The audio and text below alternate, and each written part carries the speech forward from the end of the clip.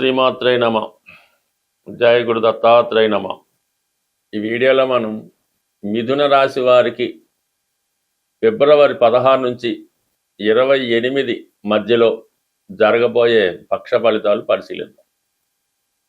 మిథున రాశి వారికి ఈ పక్ష ప్రారంభంలో 4 గ్రహాలు భాగ్యస్థానంలో రావడం జరిగింది. రాశి అందున్నటువంటి గురువు వక్రగమనంలో ఉండడం వల్ల జాతకుడు ప్రతి పనిని 2 రకాలుగా ఆలోచించడం జరుగుతూ ఉంటుంది. అలాగే అవకాశాలు కూడా ఆ విధంగానే 2 ఒకసారి రావడం జరుగుతూ ఉంటుంది.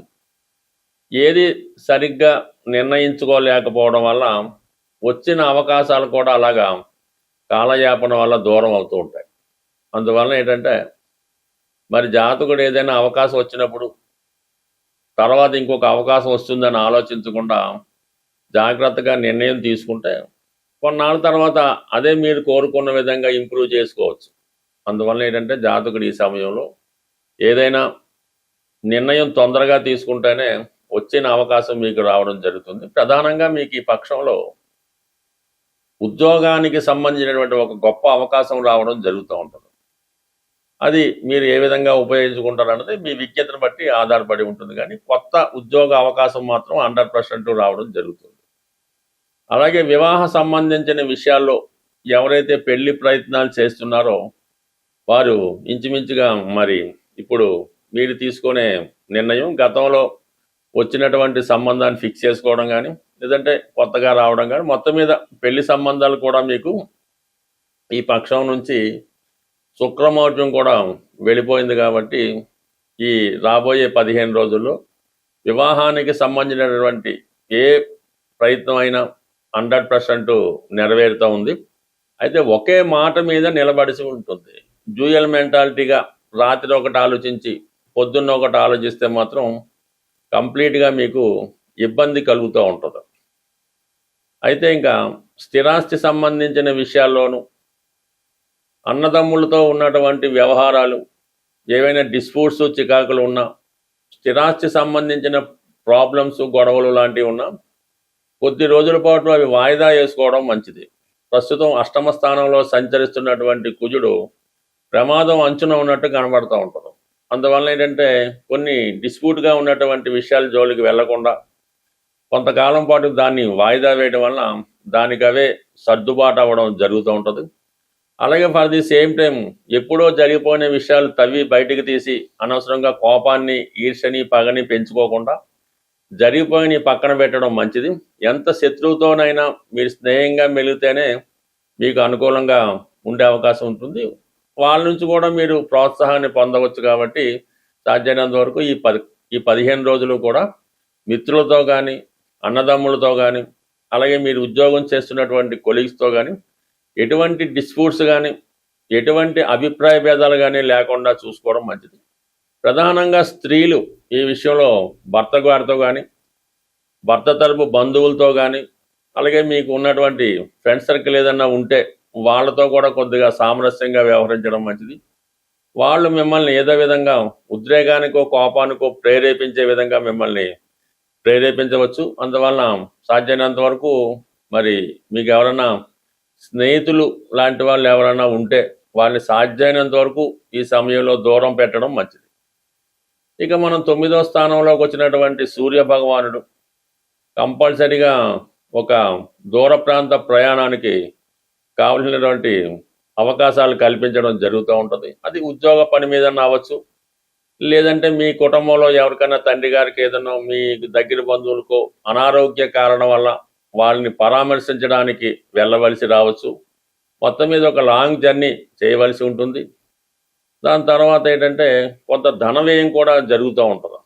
శుక్రుడు భాగ్యస్థాన సంచారం వల్ల రాహుతో కలిసి ఉండడం వల్ల అంటే సడన్గా మీరు ప్రయాణం నిర్ణయించడం వల్ల అయితేనే సడన్గా ఎవరికైనా ఏదైనా కావాల్సిన బహుమతులు వస్తువులు కొనవలసి అవుతాయి. ఏదైనా పెళ్లి లాంటి ఫిక్స్ అయితే దానికి కావాల్సిన సరంజామా కొనడంలో అయితేనే ఎక్కువ ధనాన్ని ఖర్చు పెట్టడం జరుగుతూ ఉంటుంది. షాపింగ్ నిమిత్తం ప్రస్తుతం ఏదైనా ఒక దగ్గరలో ఉన్నటువంటి పెద్ద సిటీకి షాపింగ్ నిమిత్తం వెళ్ళి అక్కడ షాపింగ్ చేయడం అది జరుగుతూ ఉంటుంది. అంటే శుక్ర రాహులు కలిసి ఉన్నప్పుడు ఏ సింగపూరో ఇలాంటి పెద్ద సిటీకి వెళ్ళి అక్కడ షాపింగ్ చేయడం జరుగుతుంటుంది. లోకల్గా ఉన్న వాళ్ళైతే ఏ చెన్నయ్యో ఈ బెంగళూరు వెళ్ళి అక్కడ ఈ బట్టలు బంగారు నగలు కొనడం జరుగుతూ ఉంటుంది.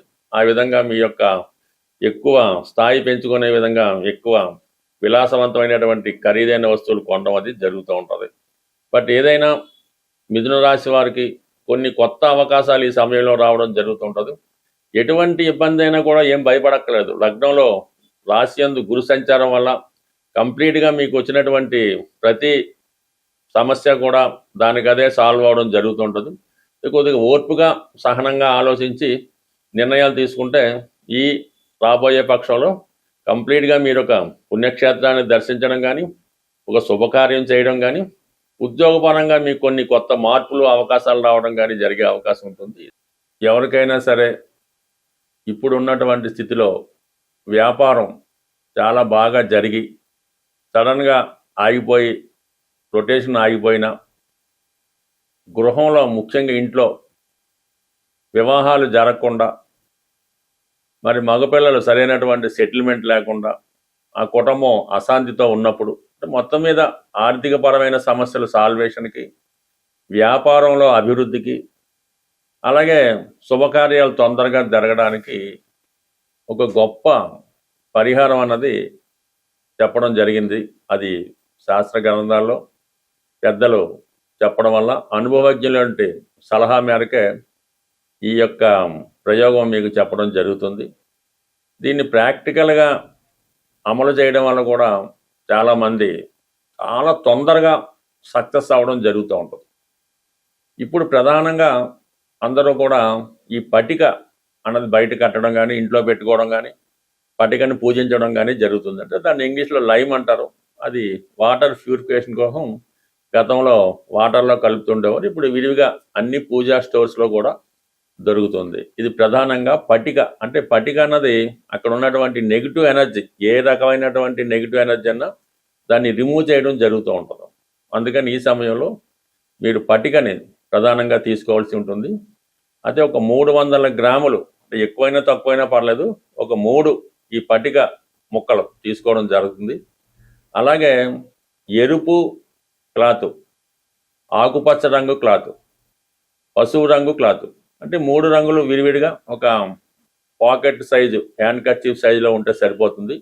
అవి ఖచ్చితంగా కొత్తవి మాత్రమే అయి ఉండాలి. ఈ ఎరుపు రంగు క్లాత్లో ఈ 300 గ్రాములు ఎక్కువ తక్కువైనా పర్లేదు, ఒకే ముక్క పటిక వేయవలసి ఉంటుంది. దాంట్లో ఒక రాగి కాయిన్, డాలర్ కానీ రాగి కాయిన్ కానీ వేసి దాన్ని ఒక మూటగా ఎరుపు రంగు దారంతో కట్టవలసి ఉంటుంది. అలాగే పసుపు రంగు క్లాత్లో, ఈ దేవబ్రహ్మాల సైజు పసుపు రంగు క్లాత్లో ఈ పటిక ముక్క, ఒక దుంప పసుపు అని ఉంటుంది, అటువంటి పసుపు కొమ్మ ఒకటి వేసి పసుపు రంగు దారంతో దాన్ని మూటగా కట్టవలసి ఉంటుంది. ఇక ఆకుపచ్చ రంగు క్లాత్లో ఈ పట్టిక, అలాగే సిల్వర్ కాయిన్, తక్కువైనా ఎక్కువైనా కాయిన్ అయినా పర్లేదు, సిల్వర్ అయినా పర్లేదు, అందులో వేసి ఆకుపచ్చ రంగు దారంతో దాన్ని మూటగా కట్టవలసి ఉంటుంది. దాని తర్వాత ఈ 3 కలిపి ఒక తాడుతో శుభ్రంగా కట్టి, అది వ్యాపార సంస్థ అయితే వ్యాపార సంస్థ బయట, అంటే గుమ్మం, అంటే ఎవరైతే ఖాతాదారులు వస్తూ పోతూ ఉంటారో దానిపైన కట్టవలసి ఉంటుంది. అదే ఇంట్లో అయితే గుమ్మం పైన, అంటే గుమ్మం కింద మనం నడిస్తే పైన ఈ మూట ఉండే విధంగా మీరు అరేంజ్ చేసుకుని కట్టే ముందు మాత్రం మీకు అనుకూలంగా ఉన్నటువంటి ఏ సాధనతారో, క్షేమతారో, లేదంటే ఏ బుధవారం ఆదివారం చక్కగా ఎవరికన్నా పెద్దవారితో కానీ, మీకు సర్వెంట్ ఉంటే వాళ్ళతో కానీ పైన కట్టించి వాళ్ళకి ఎంతో కొంత దక్షిణగానో బహుమతిగానో ఇవ్వాల్సి ఉంటుంది. కట్టిన ముందు మాత్రం ఒకసారి సాంబ్రాణి పొగ వేస్తే సరిపోతుంది. ఈ విధంగా చేయడం వల్ల చాలా తొందరగా మరి తిరిగి మీ వ్యాపారం పుంజుకోవడం, ఆగిపోయినటువంటి మీ అభివృద్ధి, శుభకార్యాలు ఏదో ఒకటి కంప్లీట్గా కొంత మూమెంట్ మాత్రం తొందరగా రావడం జరుగుతూ ఉంటుంది. న్యాయసమ్మతంగా ఉండవలసినటువంటి ఏ కోరికైనా నెరవేరడం జరుగుతూ ఉంటుంది. ఇది కొత్తగా అన్నది కాదు, గతంలో ఉండేది. రాను రాను అది కొంతగా తగ్గించి కేవలం ఎరుపు రంగులో మాత్రమే ఈ పట్టిక అన్నది కట్టడం జరుగుతూ ఉంటుంది. ఇంకా దీనికి కొంతమంది ఈ నల్ల జీడిపక్కలు అవి కూడా కట్టచ్చు. కానీ ప్రస్తుతానికి ఈ చిన్నపాటి రెమెడీ ప్రస్తుతం సక్సెస్ఫుల్గా వర్కౌట్ అవుతుంది. ఒకసారి ప్రయత్నం చూడండి, పెద్ద నష్టమే ఉంటుంది. కంప్లీట్గా మీకు కొన్ని కొత్త మార్పులు తప్పకుండా రావడం జరుగుతుంది. స్వస్తి.